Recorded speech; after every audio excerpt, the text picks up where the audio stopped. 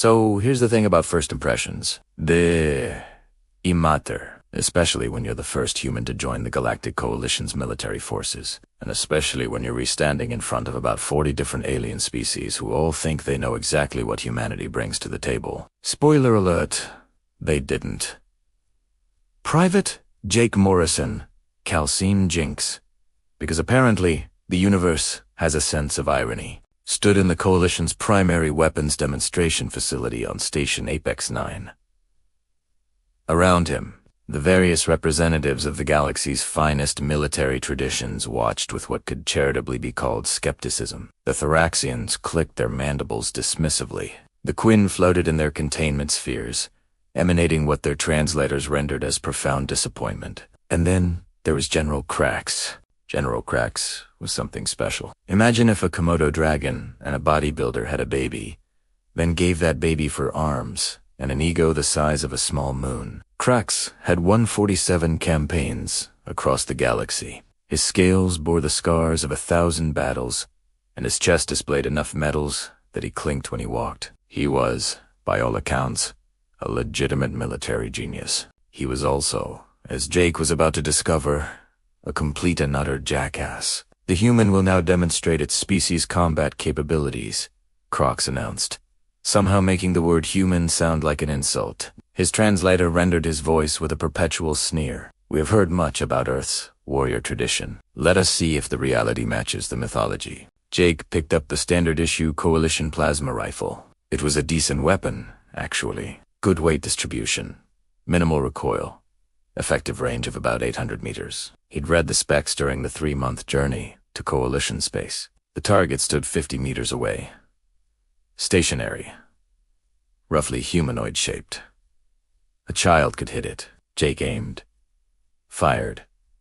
The plasma bolt sailed wide right, scorching the wall 3 meters off target.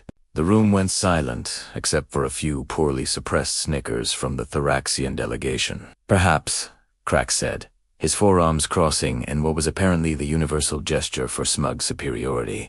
The human requires a larger target, or perhaps a stationary one that is also brightly colored, with flashing lights. Nah, I got this, Jake said, aiming again. Second shot. Wide left.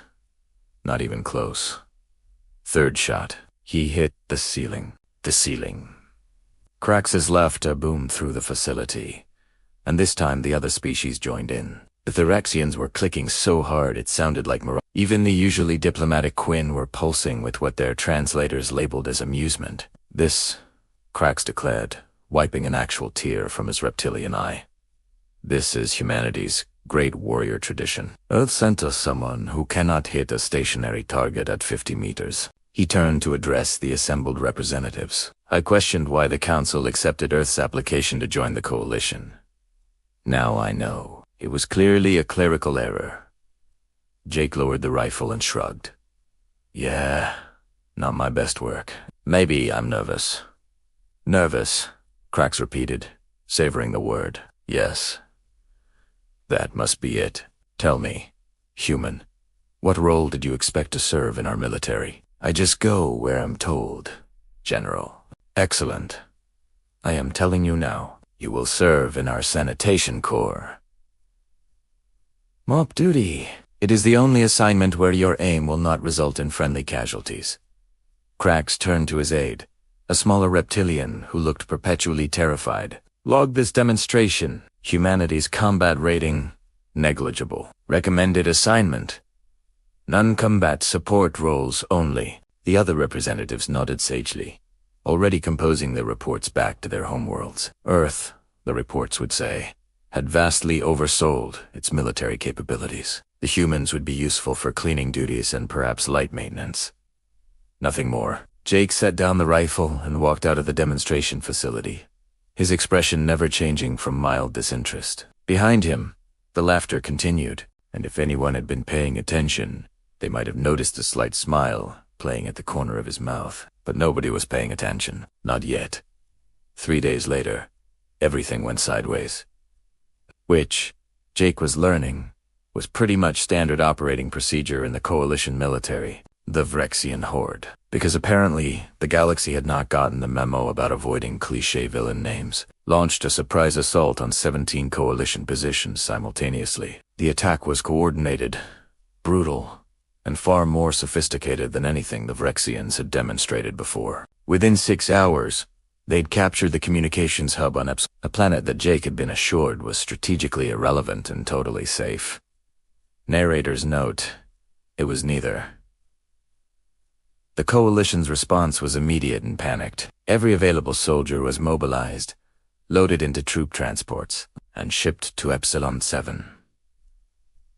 Every available soldier included Jake. Despite General Crack's explicit orders that the human remain on station to learn proper sanitation protocols, Jake found himself strapped into a jump seat next to Ensign Zorp, a Quinn engineer whose 3 eyes constantly rotated in different directions. It was unsettling until you got used to it, and Jake had gotten used to a lot of weird things lately. "I do not understand why they are deploying you," Zorp said, his translator rendering his concern with what sounded like a slight British accent. "No offense, but your combat assessment was rather unfortunate." "None taken. Yeah, I'm basically just here to fill a seat, I think." "You seem remarkably calm about being sent into active combat with no apparent combat skills." Jake grinned. "Would panicking help? Almost certainly not. Then I'll stick with calm." The transport shuddered as it entered Epsilon 7's atmosphere. Through the viewport, Jake could see the communications hub, a sprawling complex of towers and bunkers that looked like someone had given a military architect unlimited budget. And no adult supervision. Smoke rose from several sections. Vrexian fighters swarmed around it like angry wasps. Crax's voice crackled over the comm system, barking orders in 3 different languages simultaneously. The Thraxians would take the eastern approach. The Quinn Engineering Corps would disable the shield generators. The Zellner shock troops would breach the main entrance. "And the human?" someone asked. A long pause. "Then, the human will provide support. Try not to die, Private Morrison. The paperwork would be tedious." "Aye, aye, General," Jake said to. "Nobody in particular?"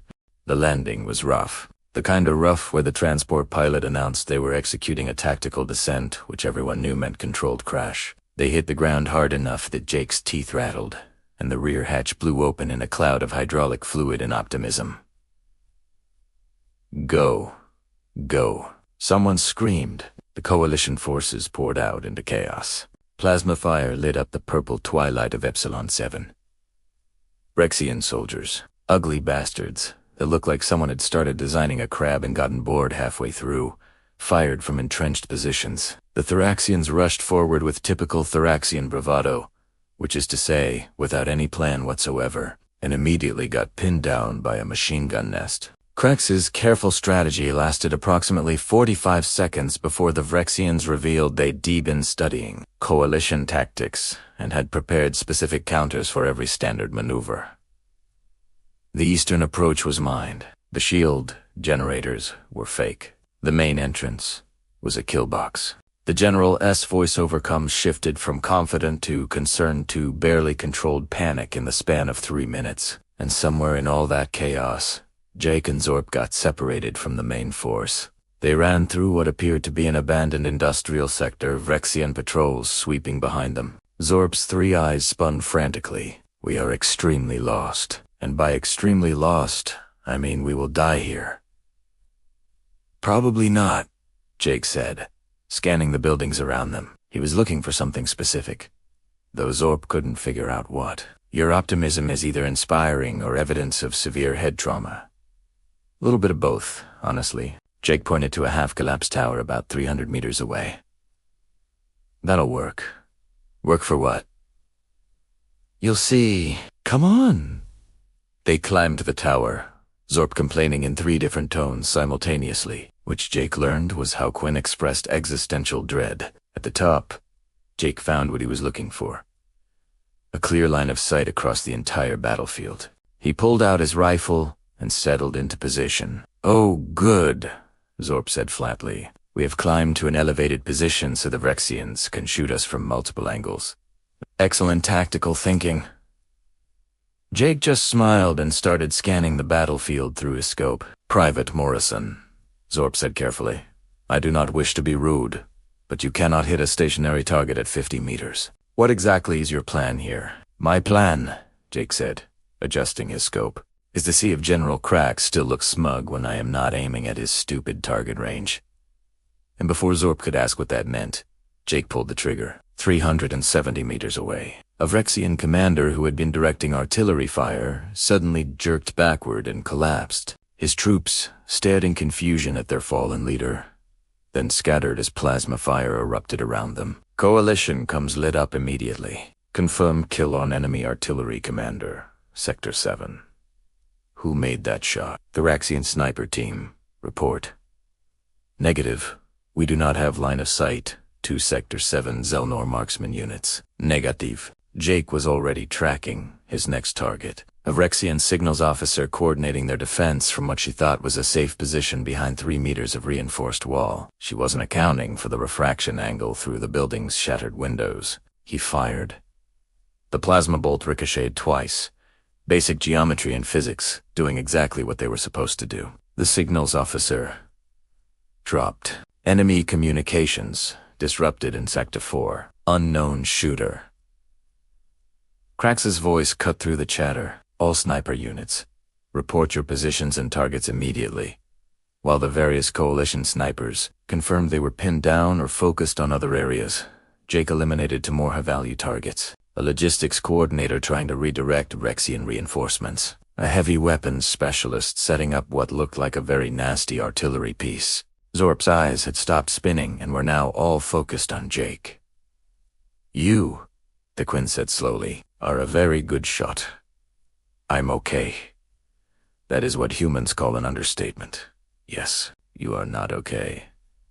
You are extraordinary. You are hitting targets at ranges that our own snipers consider inadvisable." All 3 eyes narrowed simultaneously. "The demonstration you missed on purpose." Jake shrugged, tracking another target. "The general was being kind of a jerk. So your response to mockery was to deliberately fail a weapons assessment, accept assignment to sanitation duty, and wait for an opportunity to prove yourself in actual combat. When you say it like that, it sounds petty. Because it is petty." "Yeah." Jake fired. Another Rexian commander went down. "But it's also funny. The look on Crax's face was worth it. Plus, I don't perform for bullies." "What were you on Earth?" "Before joining the Coalition, I did some competitive shooting. Nothing fancy." "Private Morrison, please define nothing fancy." "Olympic biathlon. Some long-range competitions. Set a couple records. It was a whole thing, but honestly it got boring. Same targets, same ranges, same everything. I wanted something different." He gestured at the battlefield. "This is definitely different." Down below, the tactical situation was shifting dramatically. Rexian forces, suddenly decapitated of their command structure, were falling into disarray. Coalition troops, sensing the change, pushed forward. What had been a desperate last stand was transforming into a rout, and then Jake's come crackled with a new transmission. Different frequency, encrypted but not well, clearly meant to be intercepted. A gravelly voice, translated from Vrexian, boomed across all channels. "Coalition forces. I am Warlord Dex, Supreme Commander of the Vrexian Horde. Your resistance is admirable but futile. However, I am not without honor. I challenge your greatest warrior to single combat. If they prevail, we withdraw from this world. If they fall, you surrender the communications hub. You have 1 standard hour to respond." The Coalition command frequency exploded with debate. Crax's voice rose above the others. "An obvious trap. We should ignore this provocation. With respect." "General," someone said, "we have sustained 40% casualties. If there is any chance to end this without further losses." ... Quotes. Jake watched through his scope as a massive figure emerged from the Vrexian command post. Warlord Dex looked like someone had built a tank in the rough shape of a crab and then given it anger management issues. He stood at least 3 meters tall, covered in battle armor, carrying enough weapons to arm a small platoon. "I'll do it," Jake said into his cum. Silence, then cracks his voice, tight with barely controlled fury. "Absolutely not." "I accept the challenge," Jake continued, ignoring the general. "Tell Dex I'll meet him in the Central Plaza in 30 minutes. Private Morrison, stand down immediately." "That is a direct order." "Sorry, General, you're breaking up." Jake switched his cum to a different frequency. "Bad reception in this tower." "Weird," Zorp stared at him. "You are insane. Clinically, medically insane." "Probably," Jake agreed, checking his rifle's charge. "But I'm also really good at shooting things from far away, and that warlord is a very large target. Single combat traditionally implies close quarters engagement." "Does it, though?" Jake grinned. "I don't see that in the rules anywhere." He started climbing down from the tower, Zorp following while muttering what the translator rendered as ancient Quinn prayers for the departed. The Central Plaza was a ruin of broken statuary and scorched pavement. Jake picked his position carefully, a collapsed building about 800 meters from where the X would enter the plaza. Good sight. Multiple escape routes. Perfect.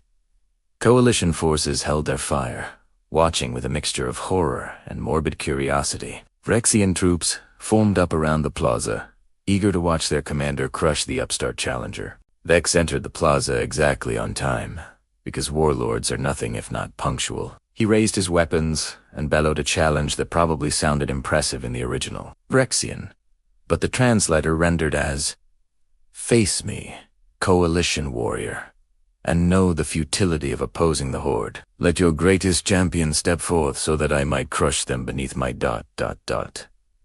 Jake shot him, right in the head. Center mass, 823 meters, accounting for wind and the planet's slightly lower gravity. Vex dropped mid. The entire battlefield went silent. Someone on the Coalition channel whispered. Was he still talking? "I think he was listing his battle on us," Zorp said, sounding dazed. The traditional pre-combat boast. "It usually lasts 10 minutes. "Well," Jake said, already moving to his next position because standing still was for people who liked being shot at. "I got bored. Actually, let's back up because calling what happened a duel implies there were 2 participants actively participating, and that's being generous to Warlord Dex. The Vrexian Supreme Commander had prepared for this moment his entire life. He'd studied every known combat technique from 40 different species.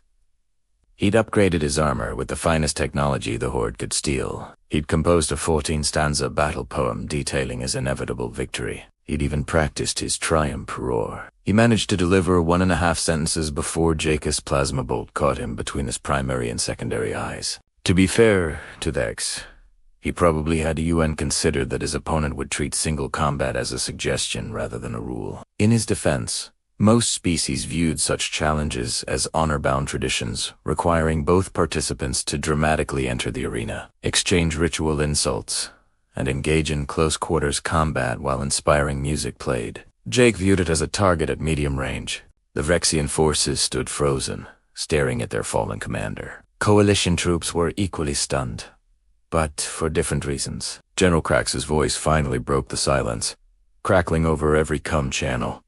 "What in the name of the 17 ancients just happened?" "I won the duel," Jake replied, scanning for threats. "The warlord said single combat, didn't specify the rules. I shot him. He's dead. We won." "That is not. You cannot simply... double quotes." Krax sputtered, cycling through several languages before settling on his native tongue, which the translator couldn't quite handle, but the tone was universally recognizable as incandescent rage. "But here's the thing about military hierarchies, even Vrexian ones. When the Supreme Commander goes down, especially in such an anticlimactic fashion, the command structure does one of 2 things. It rallies for revenge, or it collapses like a house of cards in a hurricane. The Vrexians chose option 2. The first to break was a junior officer who dropped his weapon and raised all 6 of his appendages in surrender. Then another, then an entire squad. Within 5 minutes, Phyrexian troops throughout the complex were broadcasting surrender codes and requesting quarter. Jake watched through his scope as the greatest military victory in Coalition history unfolded, achieved not through Krax's brilliant strategy but through one well-placed shot and the complete subversion of traditional combat expectations. Zorp appeared beside him, having somehow managed to climb down from their observation tower, despite having no legs, only a hovering sphere. The Phyrexians are surrendering. All of them. The communications hub is ours. Cool. Cool, Zorp repeated. The human wins a single-handed victory against a numerically superior force and says, "Cool. I mean, what else should I say? Neat. Groovy. Is groovy still a thing? Or is that dated? You are the strangest human I have encountered. I'm the only human you've encountered. Yes, which makes the statistical sample concerning." Coalition forces swept through the communications hub, securing the facility and accepting Phyrexian surrenders.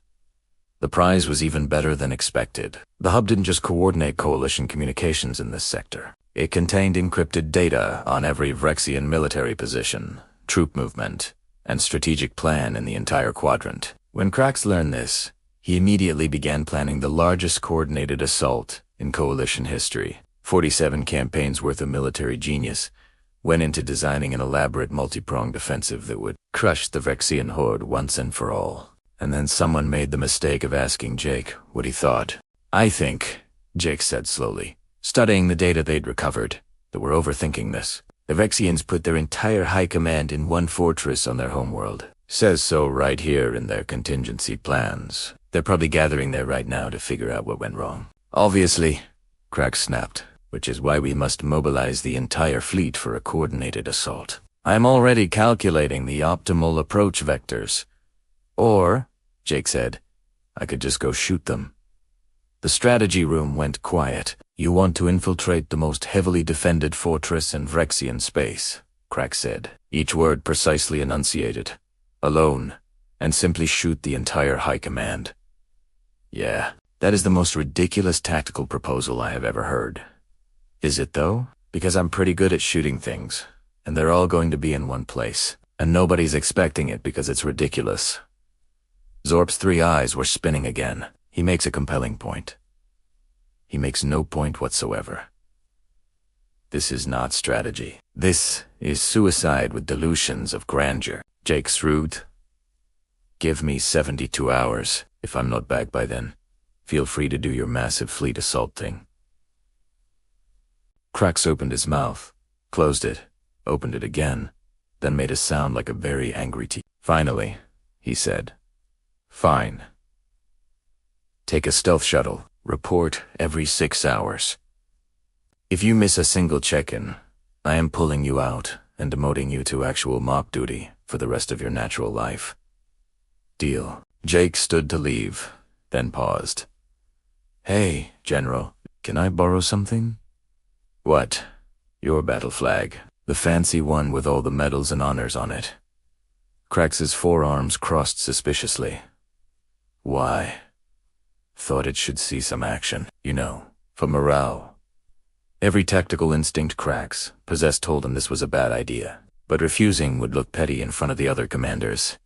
And besides, what harm could it do? He would regret this decision. The thing about being really, really good at shooting things is that it opens up interesting strategic possibilities. Traditional military doctrine focuses on force concentration, combined arms, tactics, overwhelming firepower, all very sensible when you need armies to fight armies. But when one person can eliminate specific HFY targets from ranges that most species would consider sporting rather than practical, well, that changes the math considerably. Jake spent the next 3 weeks becoming the galaxy's most wanted individual. The Phyrexian homeworld fortress infiltration went exactly as planned, which is to say nothing like anyone expected. While Krax assumed Jake would attempt some elaborate covert operation, Jake instead landed his shuttle on a nearby mountain range, hiked to an optimal vantage point, and waited for the Phyrexian High Command to gather in their war room for their emergency strategic session. The war room had a window, a beautiful, ornate, stained glass window depicting Vrexian military victories throughout history. Very artistic, terrible for security. Through his scope, Jake could see the entire High Command gathered around their tactical display, arguing about how to respond to their recent defeats. 13 of the Horde's most senior leaders, all conveniently backlit by the room's dramatic overhead lighting. There was an elaborate crystal chandelier hanging in the center of the room. Jake did some quick calculations. Angle of entry, refraction through crystal, fragmentation pattern, and okay. This was going to be either brilliant or embarrassing. He fired once. The plasma bolt hit the chandelier's central support. The chandelier exploded in a shower of superheated crystal shards that ricocheted through the room, like T-World's most expensive fragmentation grenade. By the time the dust settled, the entire Vrexian High Command had been eliminated by what would go down in history as the galaxy's most elaborate bank shot. Jake called it in. Mission accomplished. Heading to next target.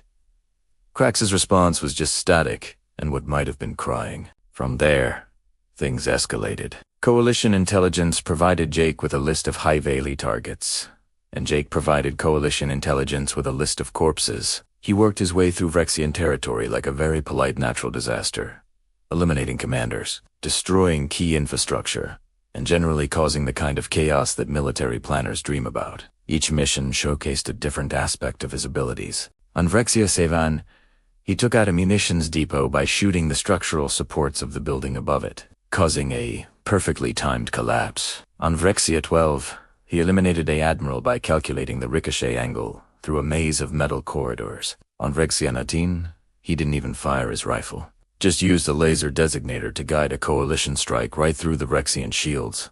By exploiting a 7-millisecond gap in their rotation, the galaxy developed what could only be described as an obsessive fear of the human. Phantom. Vrexian soldiers started surrendering at the mere rumor that a human might be present. Their intelligence agencies issued bulletins warning troops that humans could shoot around corners, through walls, and possibly through time itself given sufficient motivation. None of this was technically true, but Jake wasn't about to correct them. General Krax watched all of this with the expression of someone who had bet against the house and watched it hit 21 17 times in a row. He tried, briefly, to take credit for Jake's successes. "The human operates under my strategic guidance," he announced. During one press conference, a reporter immediately played footage of Jake's fortress infiltration, in which Jake had explicitly ignored every single one of Krax's orders. Krax stopped trying to take credit. The turning point came during a command briefing when Krax finally said the words that must have physically hurt him. "Private Morrison is... ... effective. Surprisingly effective. Disturbingly effective. Thank you, Genra," Jake said, via holocom from whatever planet he was currently turning into a Vrexian nightmare. "That was not a compliment. I'm taking it as one anyway." The war reached its endgame when intelligence located the Vrexian homeworld's command fortress, the last bastion of organized Vrexian resistance. Krax, still clinging to some shred of traditional military dignity, planned an elaborate assault involving 6 battle groups, 3 feint maneuvers, and a detailed 48-hour operation. Jake's plan was simpler. "I'll just go shoot them. You cannot possibly... ... Krax stopped mid-sentence, a look of profound defeat crossing his reptilian features. "You are going to do it anyway, are you not?" "Yep. And it will probably work." "Yep. And I will look foolish for arguing against it." "A little bit." "Yeah." Krax sat down heavily, all 4 arms hanging limp. "What do you need?" "Just my rifle and one thing." Jake grinned at the camera. "Your battle flag." "General, I'm returning it." With interest. The Vrexian homeworld fortress was a monument to military architecture and paranoid defensive planning. 50-meter thick walls, energy shields that could withstand sustained fleet bombardment, anti-aircraft batteries that could swat fighters from orbit, sensor arrays that could detect a mouse from 3 kilometers away. All of it designed to stop armies. None of it designed to stop one guy with a rifle and a complete disregard for conventional military doctrine. Jake didn't infiltrate the fortress. He just walked up to the perimeter, found a nice spot with good sight lines, and set up his rifle. The fortress's sensors detected him immediately, which was fine. He wanted them to know he was there. Inside, the Vrexian High Council convened their emergency meeting. Every surviving Vrexian leader, military commander, and strategic genius gathered in the central palace to coordinate their desperate last stand against the coalition forces gathering in orbit. They met in the Grand Hall, a soaring chamber with vaulted ceilings and massive windows overlooking the fortress grounds. Beautiful architecture, inspiring views, tactically idiotic. Through his scope, Jake could see them all gathered around a massive table, arguing about deployment strategies and defense coordinates. He waited patiently, letting them settle in, letting them think they were safe behind their walls and shields and layers of security. Then he calculated the most complicated shot of his life. The palace window was crystal, which meant refraction. The council chamber had a decorative chandelier, same as the last one, because apparently Vrexians never learned. The angle was steep, the wind was variable, and he'd need to account for the minimal curve of the planet's gravity over the distance. Jake did the math in his head, adjusted for every variable he could think of, and added a few he just guessed at. Then, the plasma bolt entered through the window at precisely the right angle, hit the chandelier's central support, and created a fragmentation pattern that swept through the entire chamber. It was physics and geometry and luck in equal measure, and it was absolutely perfect. The Vrexian High Council ceased to exist in a shower of crystal shards and superheated plasma. Their government, already teetering on the edge of collapse, immediately broadcast unconditional surrender on every frequency they could access. Coalition forces received the transmission while still preparing for Crack's elaborate assault that would now never be necessary. But Jake wasn't done. He climbed the fortress, all 50 stories of it, because the elevator required access codes, and it seemed easier to just take the stairs. At the top, the highest spire of the fortress, he unfurled General Crax's battle flag, the fancy one with all the medals and honors and intricate designs showing 47 campaigns of victory. He planted it right at the peak and made sure every coalition camera drone got a perfect shot. Then he called it in. Mission accomplished. General, your flag is flying over the Vexian homeworld command fortress. Thought it deserved some glory. The response was pure silence for 10 full seconds. Then Crax's voice, very quiet, very controlled. You are the most infuriating individual I have ever encountered in 47 campaigns. Thank you, gentlemen. I appreciate that. Again, not a compliment. Taking it as one anyway. Back at Coalition headquarters, the command staff watched the live feed of Jake's flag-planting ceremony. Crux stared at the screen, his forearms crossed, his expression unreadable. Finally, one of the other commanders, a Thoraxian with more courage than sense, asked, General, did you really doubt the humans' capabilities after the first demonstration? Crax was quiet for a long moment. Then, Private Morrison failed 3 shots at 50 meters.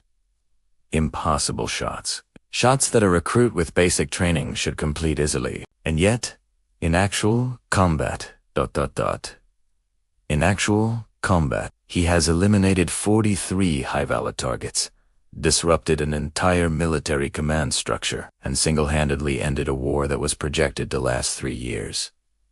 Crax's mandibles clicked thoughtfully. The human missed those shots deliberately, to see what I would do, to prove a point. What point?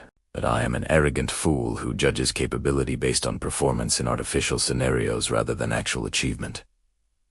Crax sat down heavily. He has been making a mockery of me since the moment we met. Every victory is a reminder that I dismissed him, insulted him, assigned him to sanitation duty, because I could not see past my own prejudices. The flag, though, someone said. He specifically used your flag. Yes. So that I would always remember. Every citation, every medal, every mention of this victory will note that it was achieved under my flag, my colors. As if I had anything to do with it. Crax made a sound that might have been laughter or despair. It is the most elaborate insult I have ever received. Or, the Thoraxian suggested carefully. It is a gesture of respect, acknowledging your leadership while demonstrating his capabilities. No, Crack said with certainty. It is absolutely an insult. The human is petty, vindictive, and has been planning this since day one. He paused. I respect that, actually. It shows commitment.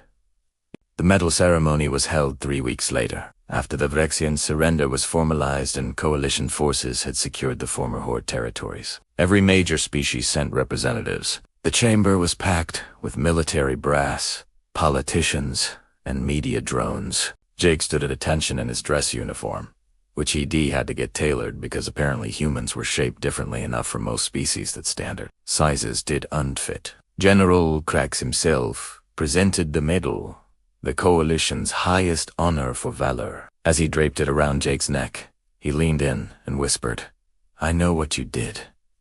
The missed shots, the deliberate failure, all of Italiano. Don't know what you're talking about, Genra, Jake whispered back. When you return to Earth eventually, I hope you remember this. I hope you tell them all about the pompous reptilian who mocked you and paid for it with his dignity. I'm definitely telling everyone. Probably going to write a book, maybe a screenplay.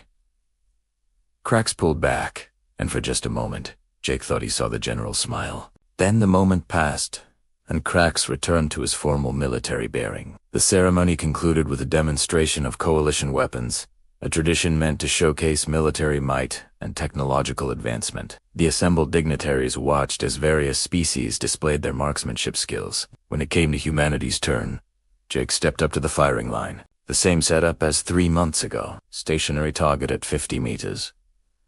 Basic assessment that any trained soldier should pass easily. Jake aimed carefully and missed. Wide right. Aimed again.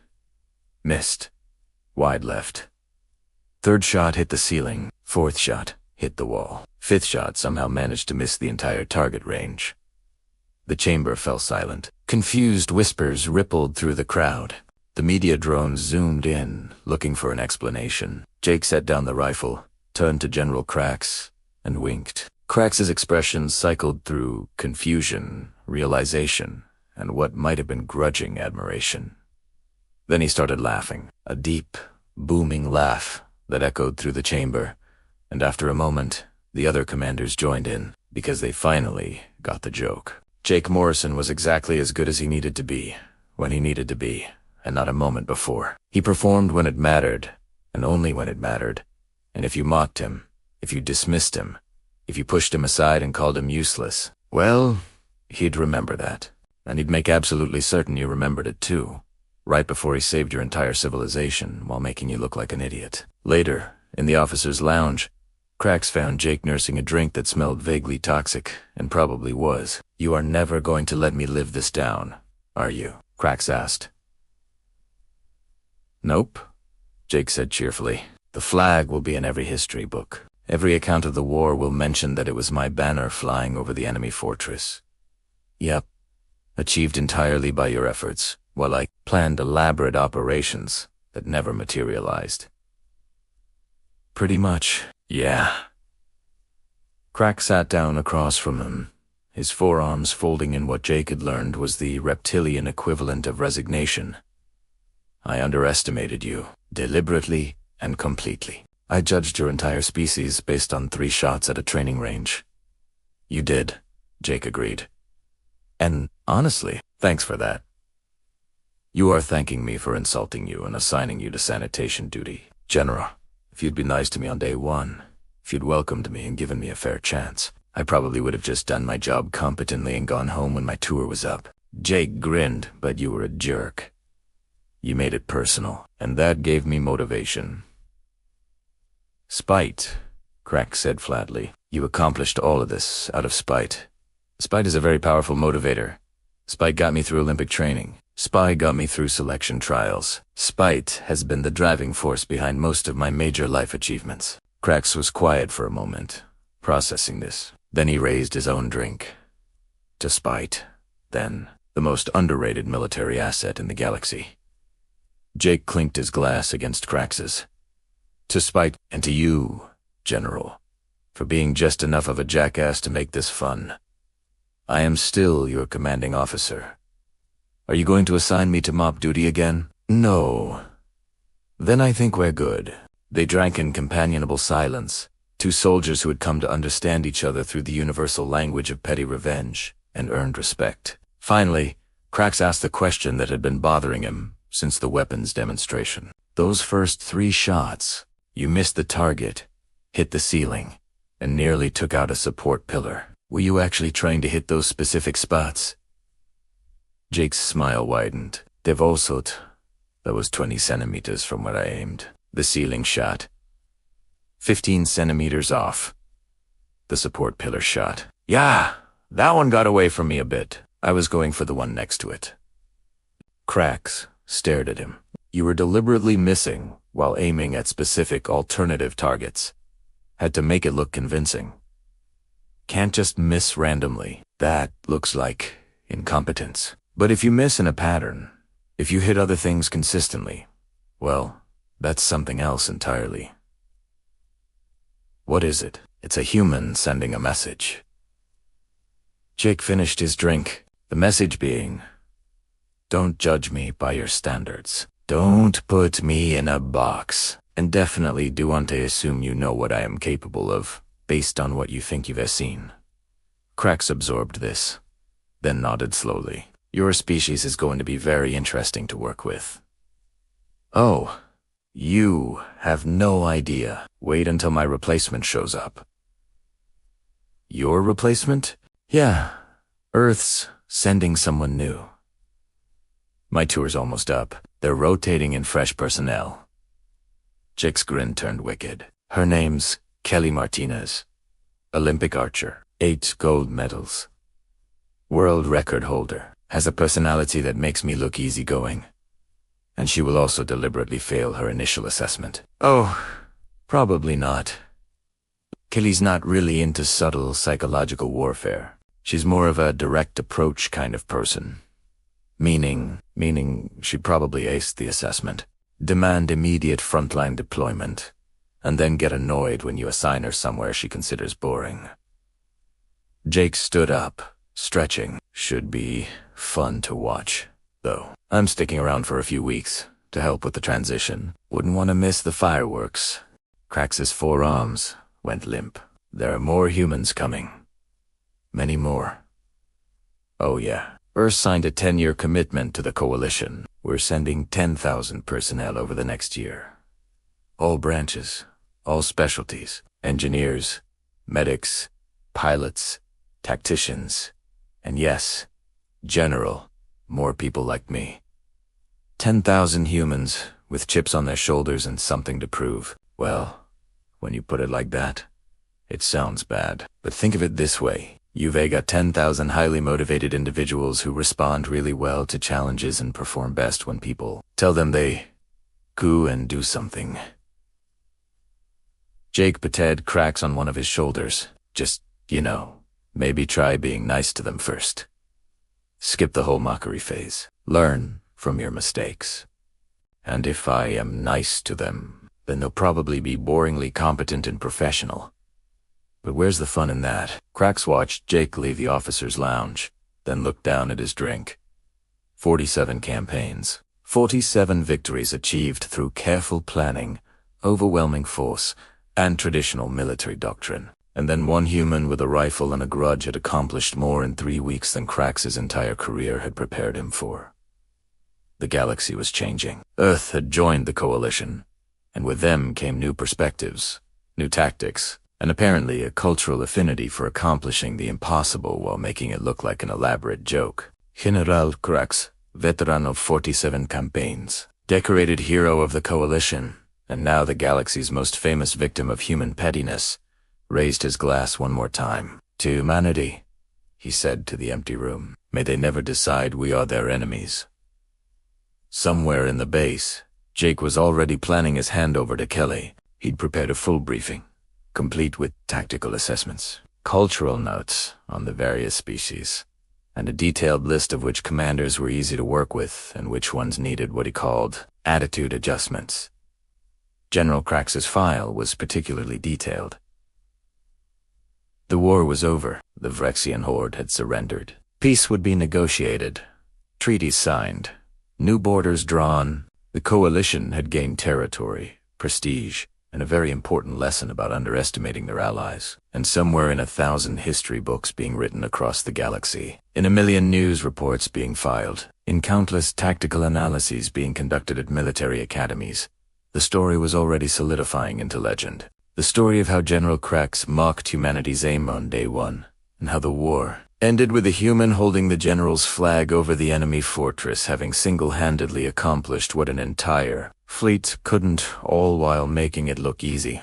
The story of how humanity said, fuck yeah, to the galaxy's expectations, and proved that sometimes the best weapon is unto the biggest gun, or the most advanced technology. Sometimes it's just one person who's really good at what they do and really motivated to prove a point. And that point was simple. Never, ever mock someone before you understand what they're truly capable of, because they might just surprise you, and they'll definitely make sure you never forget it.